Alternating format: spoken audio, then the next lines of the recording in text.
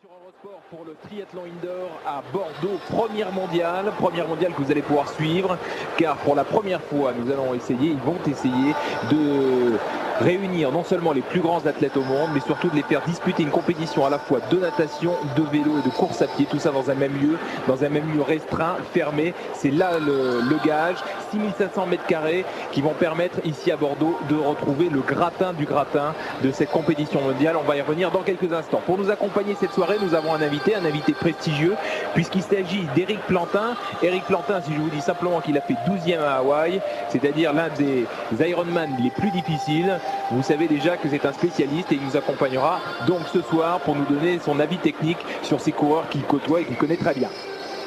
On va marquer une petite pause, on se retrouve tout de suite, bien entendu, en direct à Bordeaux.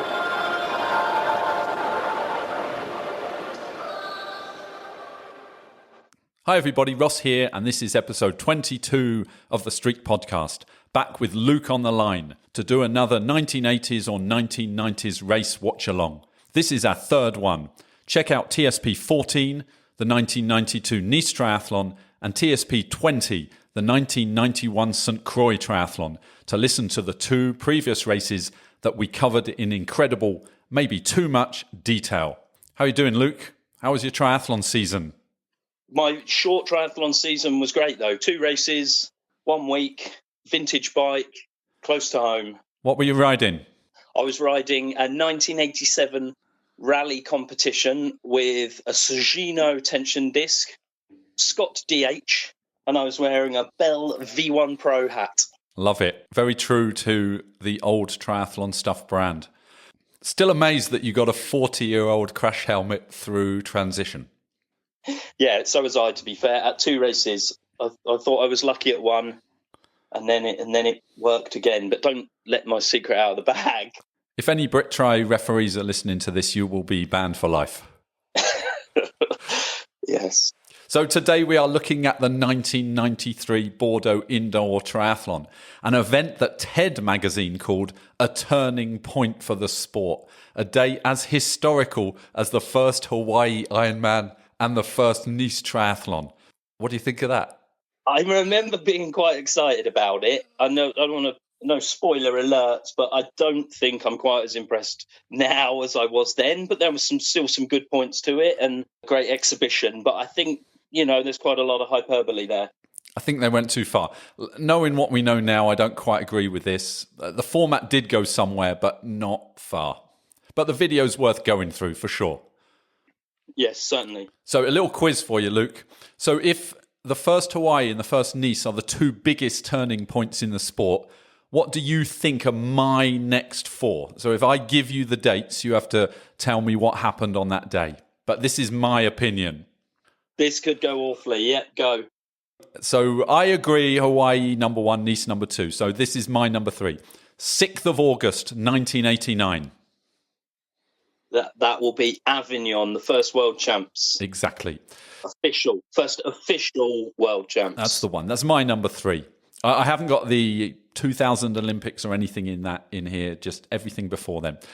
The 12th of June, 1982. Oh, and we've had the first Nice and first Hawaii. Yeah. Is it a rote? No, it's the first ever USTS event, USTS San Diego.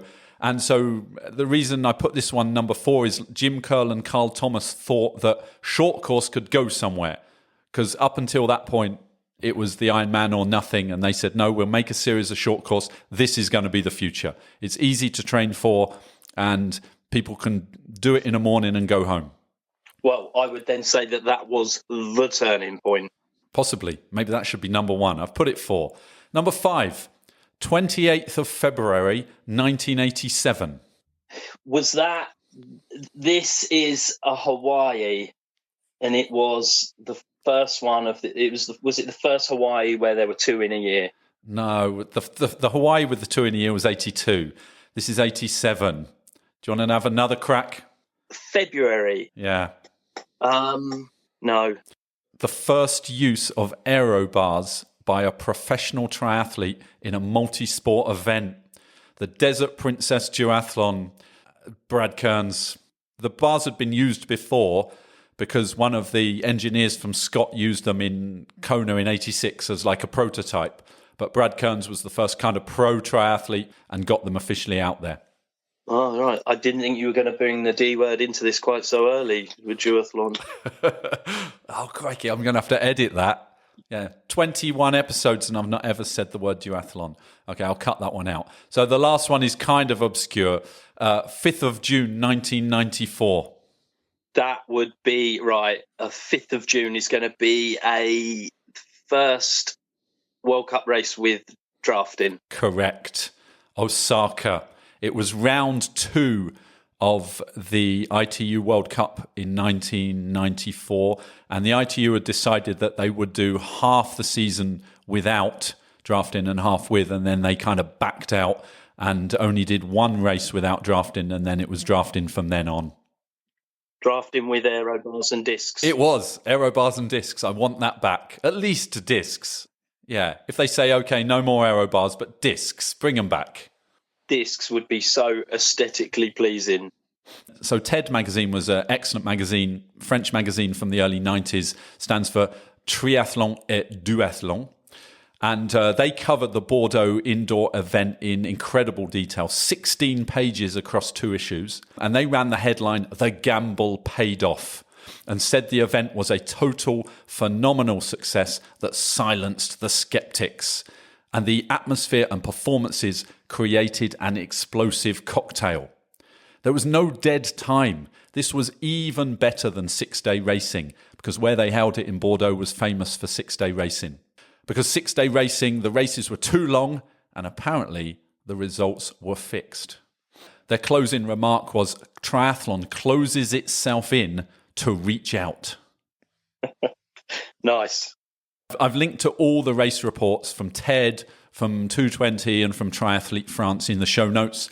You can find the show notes at thestreetpodcast.com/podcast/22. So I'm going to hit you with some facts, Luke, about the event.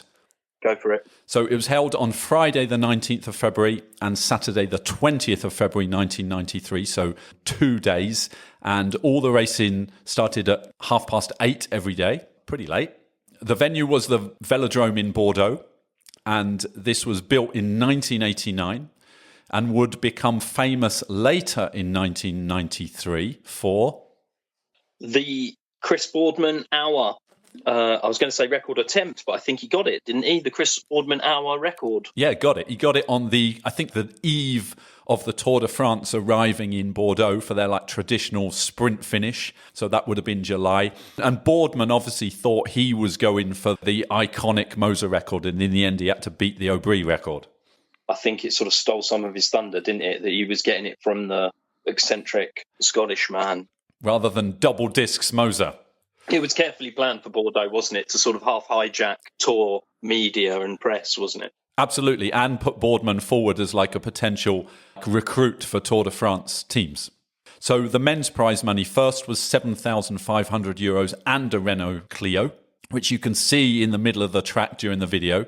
Second got 4,000, third 1,500, and then down to 600 if you got ninth in the final. If you were eliminated in the semi-finals, you only got €300. I assume the women's was the same. Okay, here we go. This is France Do Better, and obviously of its time. So the women's prize money. First was 2,300, so the men's was 7,500. Forget the Renault Clio. There's absolutely no mention of it. So I'm assuming there was one car for a man. Second woman got €1,300, so second man got 4,000. Third woman got 1,000, so third man got 1,500. And then if you were ninth in the final, you got €300, and there was no women's semi-finals, so there was no payout for that. Yeah, so no car. Can you imagine the presentation? Oh, here's the keys to the car. Yeah, no keys for you. Sorry, Melissa Mantak. Spoiler alert. If you wanted to go and watch, the tickets ranged from €9 to €15. Under 8s were admitted free of charge. Guess what the crowds were, Luke? So Friday night. Size-wise, 4,000. Well, 1,500 on Friday. Saturday, Saturday was 2,500. No, Saturday was 4,500, and I think that was near capacity. I guesstimated that with my first guess that capacity would be about that. As a tri-nerd, if I was living in Bordeaux, I would have gone to both nights. But I guess if you're just like a casual fan, you'd go to Saturday, right? Right, I guess so. Yeah, you want to be there for the final, but you'd have been hanging around like backstage waiting for like autographs and things. I was a big autograph guy, as you know.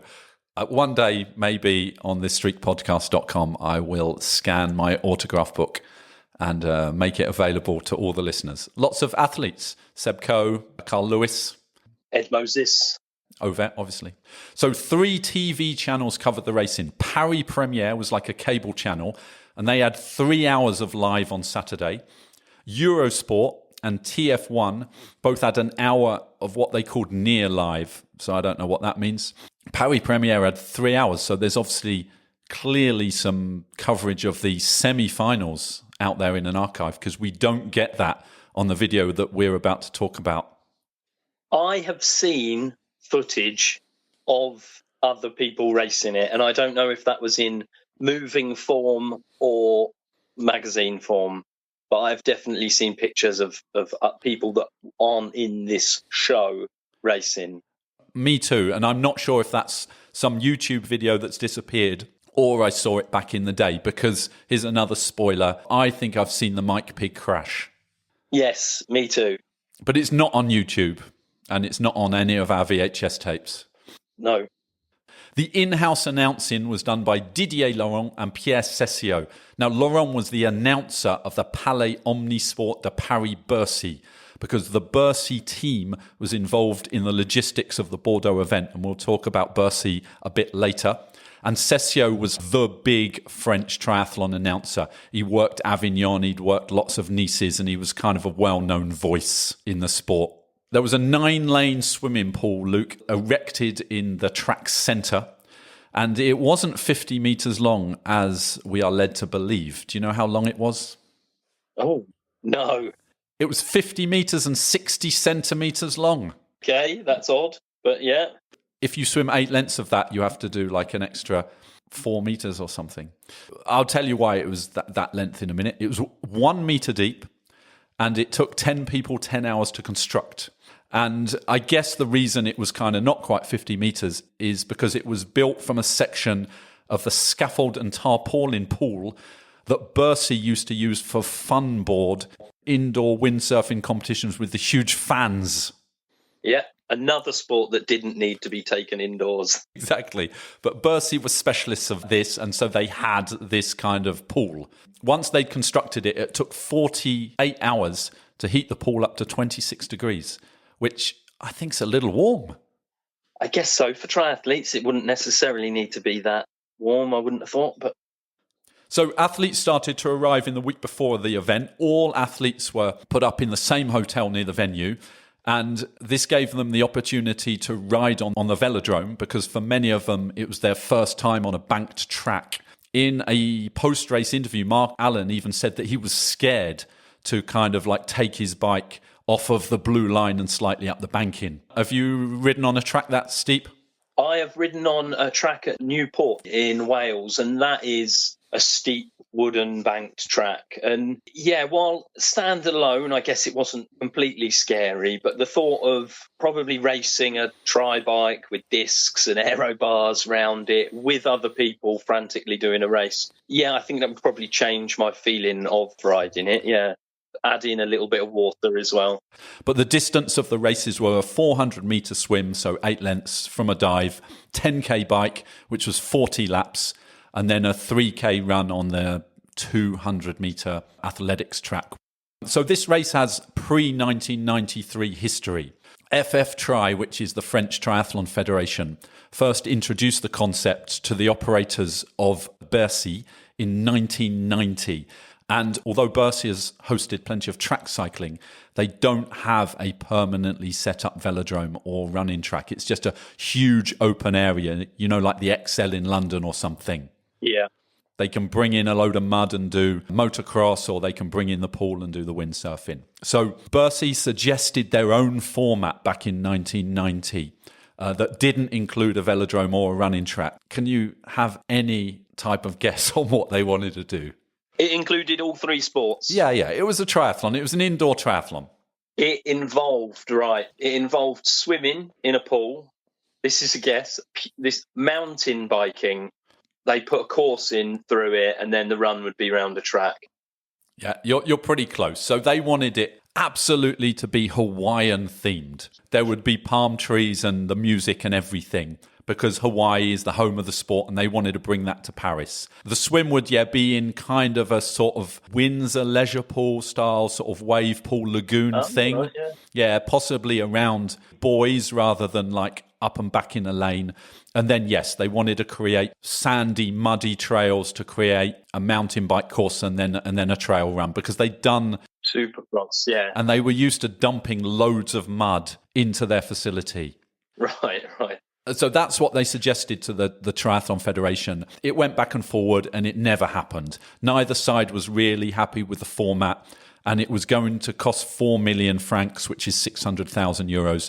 And both sides said it seems unwise if we're not happy with it, and it never went ahead. But the ITU were super interested in getting it done, so the idea never went away. And so at the end of 1992, Bordeaux was decided upon as a town that could host such a project, because they had the permanent velodrome and running track. Right. Having this like half the cost of hosting it compared to doing it in Bercy. So it cost 300,000 euros to put on, and all of that was quickly paid off by sponsors, Nike, Renault, and like EDF, French Electricity, by selling the TV rights and then the sale of 6,000 tickets. Nice. So before the TV coverage started, the video we're going to talk about, there were 6 races that we didn't get to see. So there were 4 on Friday and 2 on Saturday. Race 1 on Friday was for up-and-coming French male athletes. And these races were important because you could then qualify for the semi-finals. So in this race, 2 athletes would qualify for the semis on the Saturday. Benjamin Sanson, no surprise, led out the swim, and he actually did the fastest swim of the whole weekend. Do you know what he did? He did 4:05. He did 4:14. Remember, he's got an extra 4 meters. But then he had the slowest run of the heat, and he only got 4th. So the 2 qualifiers were Alain Vignier and Samuel Pierclos. I used to race Pierclos a lot in the mid-90s. The Vignier qualification caused a bit of a kerfuffle, because he wasn't an up-and-comer, apparently, either in age or experience. He's quite an established athlete in his sort of mid to late 20s. Race 2 on Friday was a French women's championship where 3 athletes would qualify for the final, because there's no women's semi-finals. Right. Apparently, there were huge gaps. There was like just huge differences in ability. But the 3 qualifiers were Lydie Roizet, who we see on the video, Karine Gresset, and Sophie Tanidi. Race 3 was a weird one. Race 3, Bordeaux, kind of like near the Spanish border. Race 3 was a Spanish men's championship. There was only 1 semi-final place available, and it was a sprint finish, and Eduardo Berget qualified for the semi-final on the Saturday. Nice. Race 4 on Friday was the French men's championship, so not up-and-comers, French men's championship, and there were 3 spots for the semi-finals. The other Sanson brother, what was his name? Oh, I forgot which one was the first one. Jerome and... The first one was Benjamin. Jerome then. Yeah. Big swim lead like his brother. Went 2 laps up on the bike, but he also got 4th. He had a crappy run.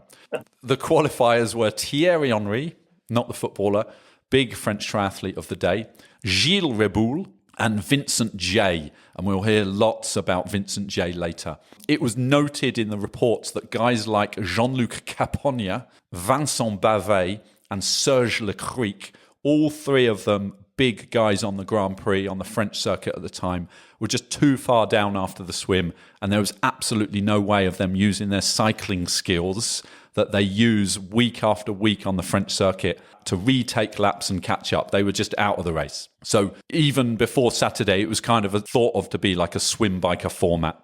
Well, this was drafting before drafting, wasn't it? I suppose this was a proto drafting triathlon, wasn't it? Where you were losing that advantage because if you came round a lap early or a lap late, well, people were going to sit on your wheel. Yeah, absolutely. Now we're on to Saturday. So there's 2 semi-finals on the Saturday. Then there was the women's final, and then there was the male final. So semi-final one, the top 4 and the fastest 5th placer would qualify for the final. So the starters in semi-final 1, Simon Lessing, heard of him? I have, I think, yeah. Garrett McCarthy, heard of him? I have heard of him, yes. Irishman. Patrick Girard, who's a Frenchman, but he was considered to be a star and didn't have to go through qualifying. Didier Volquet. Yes, know him. From Portsmouth, Didier Volquet.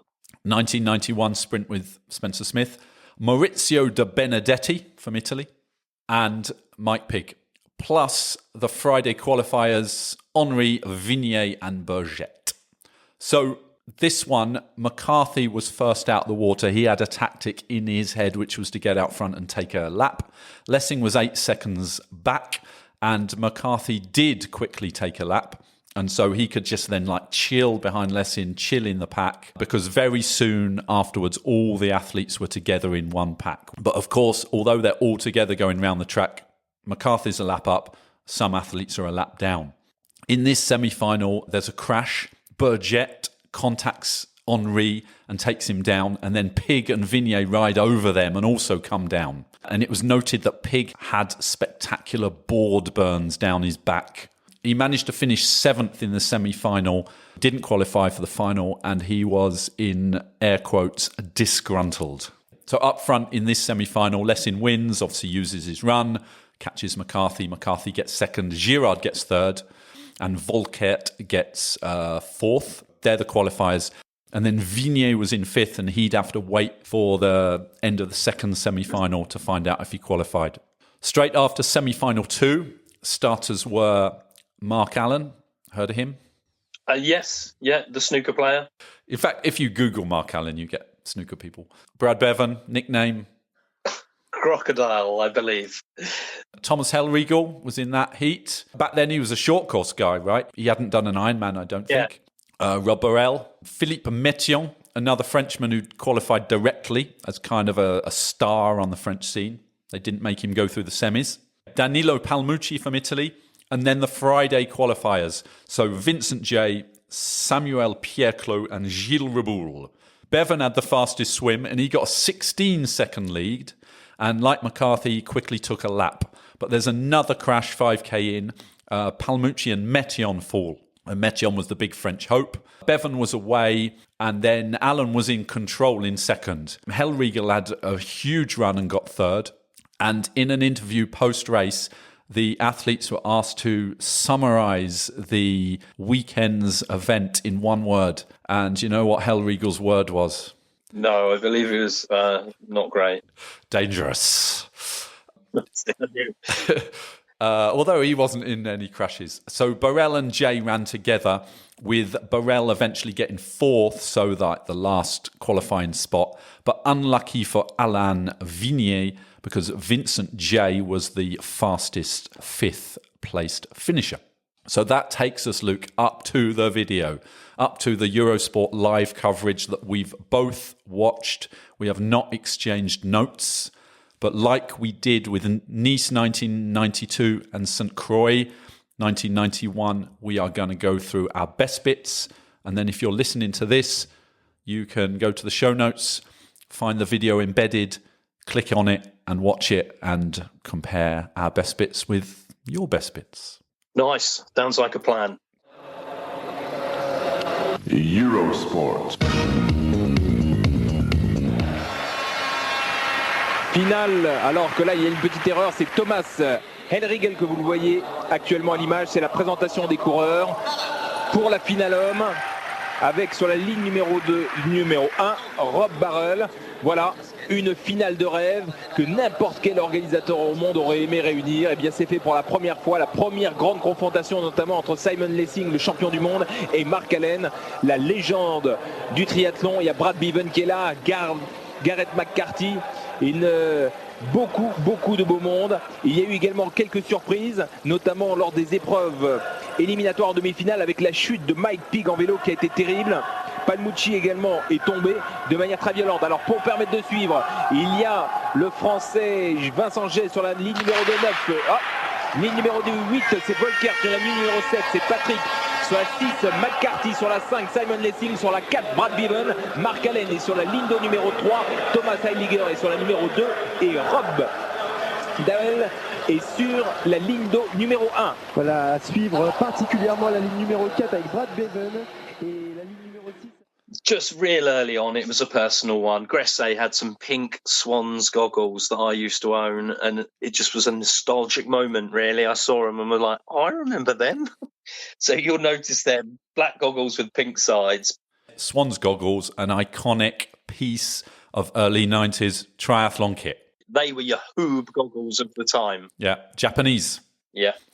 So the actual commentator is a guy called Eric Bacos. I don't know him, but I assume he's the French Ian Sweet. His co-commentator is Eric Blantin, and he finished 12th in Kona in 89. And that was the Iron War year, and he does a good job on the commentary. 89 in Kona, Yves Cordier was 9th. I honestly didn't know other people raced Kona in 1989. Yeah, exactly. There's just 2 people. Everyone else was pulled off the course to spectate.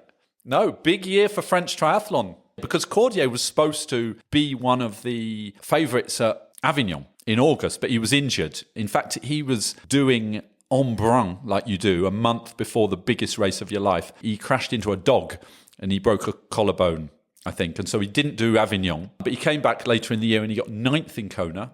But the co-commentator of the coverage of the indoor triathlon was Eric Plantin, 12th in Kona. I don't know whether you've got the same, the horrendous start. It was, I don't know if it was... The women's. Yeah, the women's start. I don't know if it was a false start. Were there horns? Was there not? It was the strange slope-sided pool as well. But it just looked like chaos from possibly the gun. It was an obvious false start. Right, yeah. That they could have called back.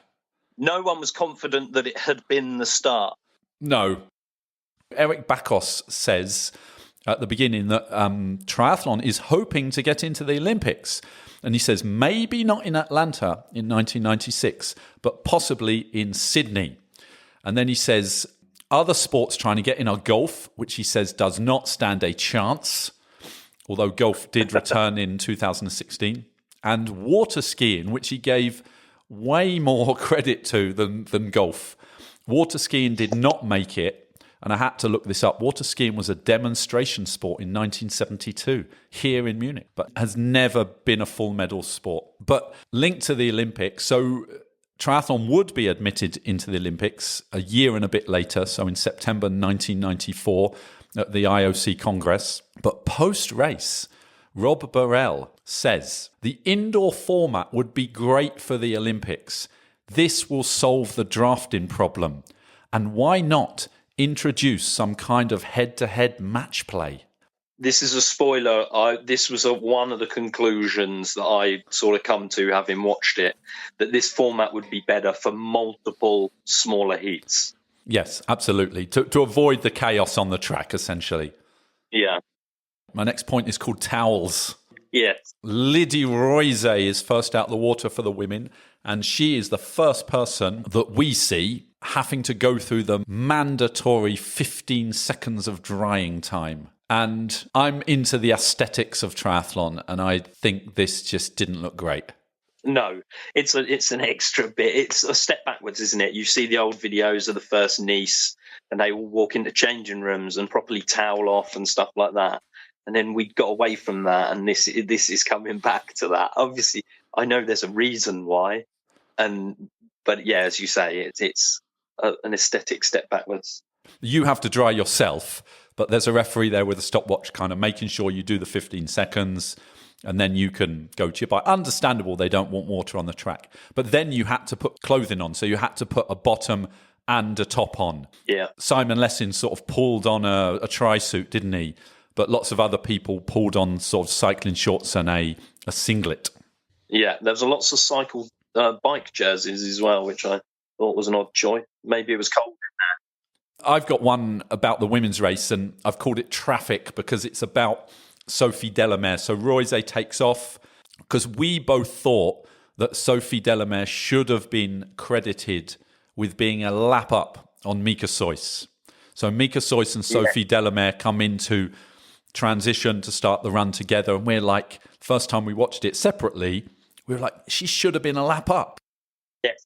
Yeah. 2K point, she takes the lead.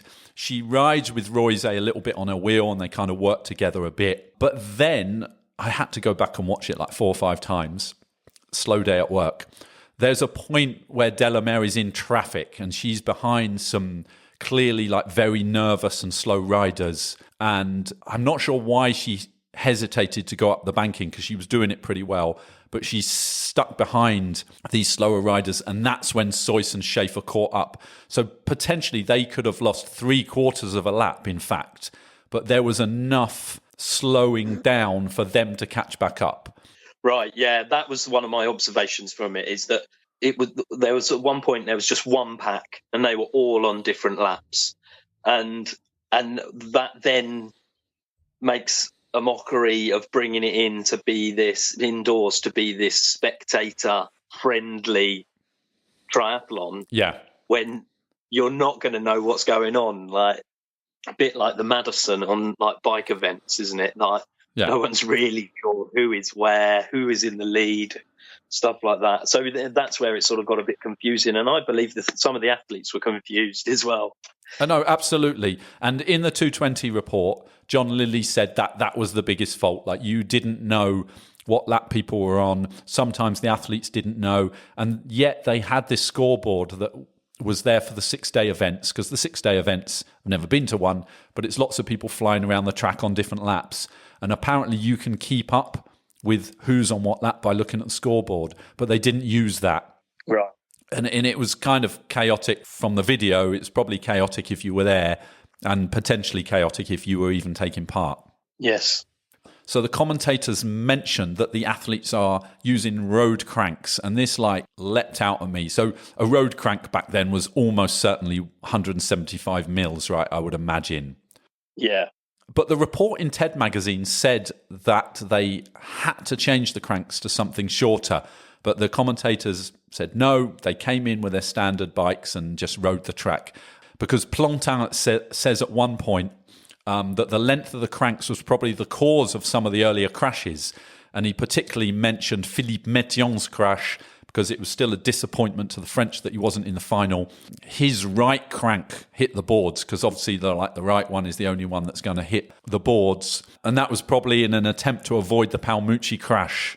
If we talk about like future ways it could have been improved, I think that's one, right? Having more specific kind of equipment.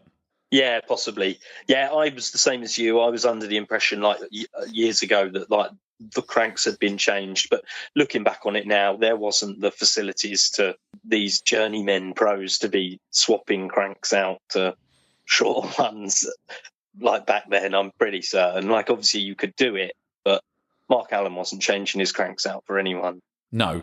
And it was probably the reason for some of the hesitation with going up the banking, right? If you knew it could happen, you don't want to risk it. Not in February. No. Still on the women's race, my next headline is a Mantac attack, because that was the headline in triathlete. So Soyce and Delamere were off the bike together, and Schaefer and Mantac were in 3rd and 4th, and it looked like they weren't quite a lap down, but they were sort of 3/4 of a lap down. Soyce takes off looking smooth. Delamere definitely isn't looking smooth.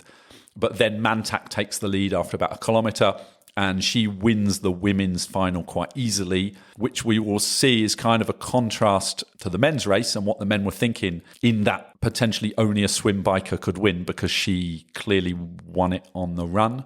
Yes. The other thing was Soyce and Schaefer crossed the line. It looked like they possibly thought they had won, but maybe they were just happy with their 2nd and 3rd. I'll have to go back and watch that, because I didn't notice that. From Soyce especially, there's certainly some arm waving that, you know, you're allowed to be happy with the podium, by all means, yeah. Soyce, I think, got 2nd, Schaefer 3rd, and then Delamere sort of held on for 4th. So Mantac had actually won the World Cup the year before. She'd won the 1992 ITU World Cup. To be honest, she looked quite casual on the run to win that. So, Luke, I've got iconic kits and how big Reebok was in triathlon at the time. So I'm a big fan of Reebok shoes of the 80s, the Reebok London, as worn by Steve Jones.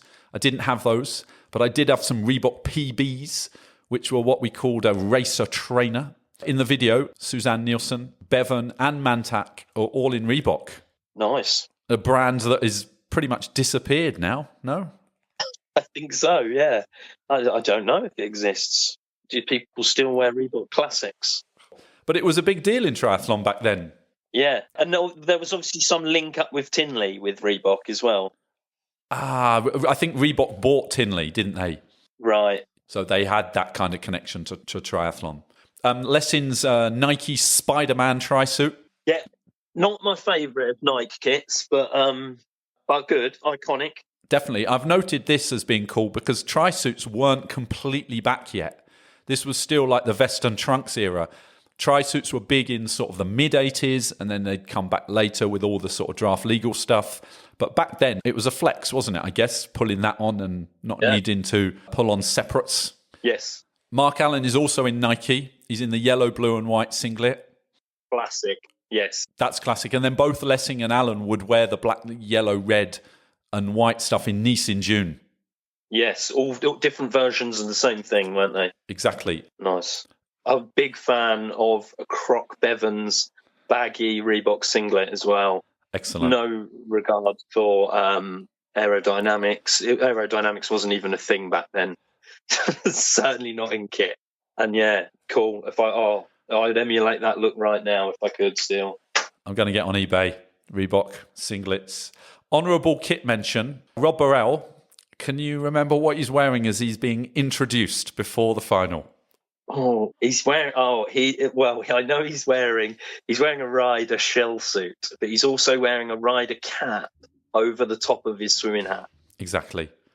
Back to laps, Luke. So before the final, the tactic I think had been worked out that you needed to take a lap to have any chance of winning. And if you couldn't take a lap because you were slightly slower in the water, you had to avoid losing one. So Brad Bevan decided after the semi-final that he was absolutely going to try and take a lap. This is in the race report, he said, or even two. And his swim was impressive. He came out with like about a 10 to 12 second lead in the final. And then he's absolutely pumping away on his bike, which is It is a Zip with a soft ride beam. Yeah, it is. He's not the only person on a beam as well. Burrell's on one, I think. Oh, right. Yeah, and he's pushing a crazy gear, like a strange gear. He's pushing 56.15. Oh. Yeah, he says that in the Q&A in Triathlete. So I don't know how that compares to 52.12. There was no 11 tooth sprockets back then. He's maxing out to try and take that lap. So if you're going 40 kilometers an hour, that's 18 seconds a lap. So he was going quicker than 40. He already had 12 out the swim, so he was going to be able to take the lap, right? Yeah.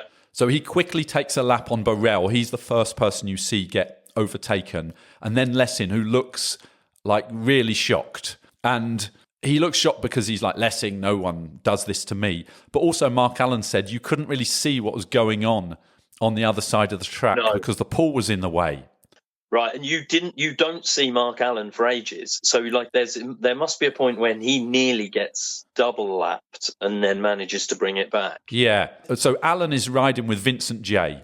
And in an interview after the race, Vincent J is kind of saying he was so pleased with his race, he was driving the pack. So he drove Mark Allen back up to avoid losing 2 laps. So he gets Allen back up to Lessing and Burrell. Yes. And then you've got those guys together. So you've got Bevan, Burrell, Lessing, Allen and Jay all riding together, but Bevan's a lap up. Yeah.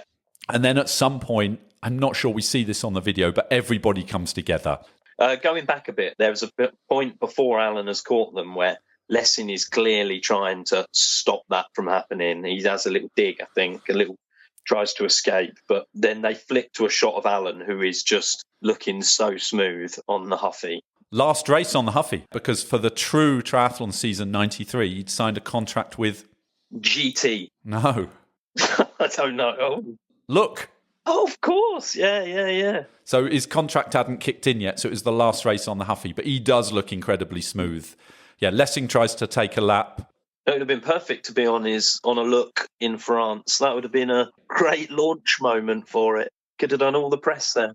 Patrick Girard tries to take a lap and he's like pumping the crowd. I've got that on my notes, is that every time a Frenchman goes off the front, the crowds went nuts, yeah, which is good. So he's a cycle specialist, and I think they don't mention it, but I think he might have even had track experience. He was part of the French national team, famously beat Lessing in a sprint finish in the 1991 Coupe de France. There was a few points on the bike where, for a while, Volker was pulling on the front for quite a while on possibly the most inappropriate handlebars for track riding. Those wide 3Ts with the brakes right at the end. Yeah. Or possibly the best, but with the brakes in the aero position. Who knows? Yeah, they were thought to be the future at one point, weren't they? They were kind of aero, but you still had some sort of handling possibilities. But yeah, they were the worst of both worlds, essentially. It's not dissimilar from the modern road bike, the ones where you're holding the hoods. Yeah, like gravel style. Popular in gravel, I was just about to say, yeah. But before I move on to my next point, is anybody going to mention Garrett McCarthy? At 50 minutes, the saddle incident where a flying mount became somewhat of a distraction for him. Yeah, there's not a lot to say. It snapped off. The rails didn't. I had a little look at this. The rails didn't snap. It was just the bracket came undone. And to be fair to him, he did the rest of the race. He did. Yeah, standing up. Or perched on the nubbin of his saddle. This did create one issue as well, and they did it a couple of times, but here especially it was a key point. They went back to slow motion replays, and with everything happening so fast, I think you missed a load. With laps only being 21 seconds long and this being at the very beginning of the bike, by the time they'd gone back to the live action, you'd missed some important moves, if you know what I mean. Yeah, like a saddle coming off and a guy nearly impaling himself on the seat post was not part of the director's playbook. So they went back to it, didn't they? And while all this was happening, you were missing the actual race.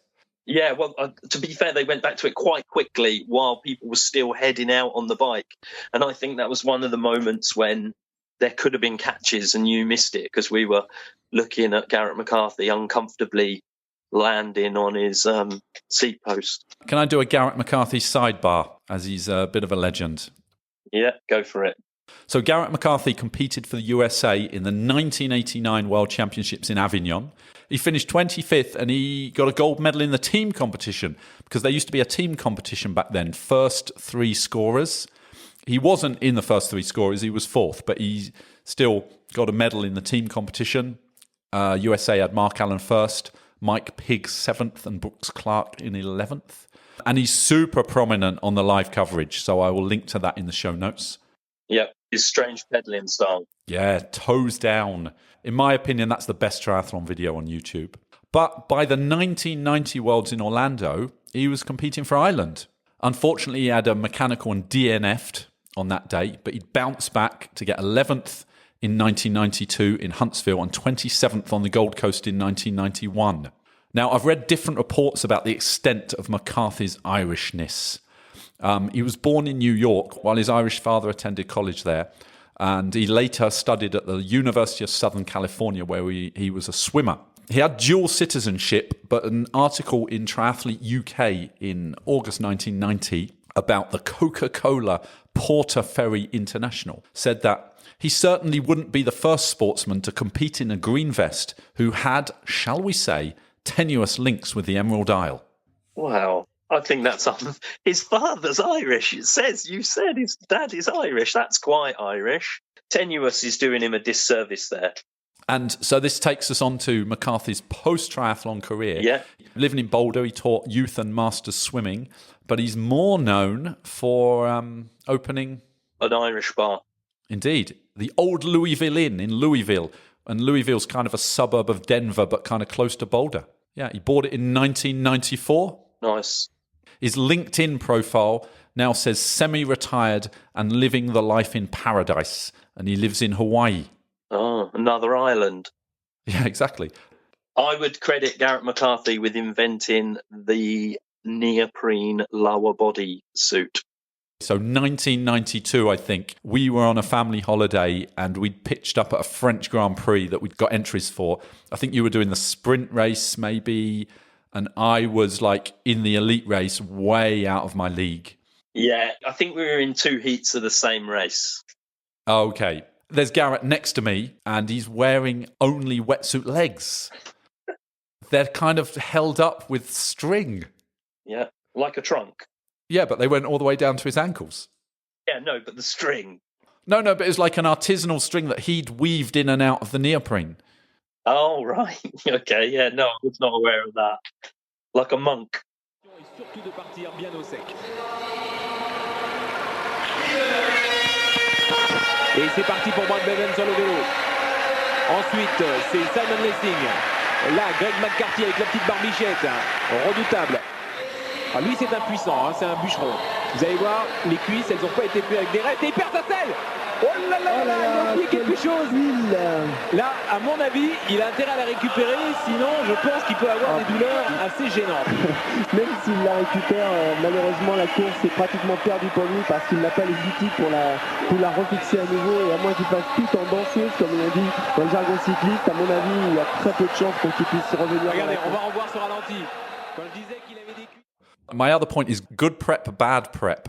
So one of the articles asks the athletes like what they did to prepare. Danilo Palmucci did some motor pacing in the weeks leading up to the event. That would have been good. Yeah. Sophie Delamere was being coached by Danielle Morellon, who was the French national track cycling coach. So she got some experience on the boards.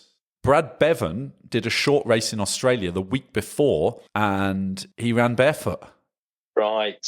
This was going to lead on to one of my questions at the end. You've ruined one of the punchlines of this because we're not on the run yet. Oh, sorry. So Brad Bevan runs barefoot, but he'd already done it. It wasn't like a spur-of-the-moment thing. Right. This was my question. Did he run barefoot in the semis?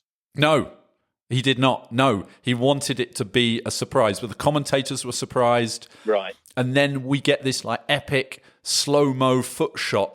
Triathlon, on a la chance d'avoir Mark Allen. Et là, les deux hommes vont partir au coude à moins que Lessing arrive à... Brad Bevan, voilà maintenant sur l'arrivée. C'est attention, c'est très important pour les transitions. Brad Bevan qui a un tour d'avance sur Lessing et sur Mark Allen. Là, attention, maintenant, tout le chronomètre prend énormément d'importance. Il s'agit surtout, il ne va pas se mettre à courir pieds nus. Il a pris tous les risques, Brad Bevan, incroyable, il est parti pieds nus. Pieds nus, c'est la première fois qu'on voit ça. Il est parti pieds nus, la piste doit être en tartance, sinon il n'aurait pas pris le risque. Une piste certainement très moelleuse, car Brad Bevan, pour essayer de conserver le maximum d'avance sur Lessing et Mark Allen, est parti pieds nus. Ça lui fait gagner sans doute quelques secondes. Et est-ce qu'il va faire pareil?